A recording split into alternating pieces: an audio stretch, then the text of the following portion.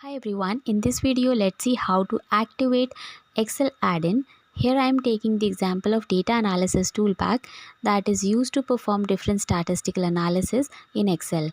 Data analysis toolpack appears in the data tab under this analyze group if it's activated, but if it's not activated, then let's see the steps to activate it. For that, keep your cursor anywhere in the ribbon bar, then right click and click on customize the ribbon, and then we need to click on the Excel add-ins from these Excel options, and then after that go to manage and select Excel add-ins and then click go. These are the Excel add-ins available, so we have to activate analysis toolpack, which is data analysis toolpack.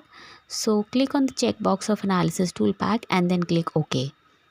You'll be able to see that the data analysis has been added in this analyze group.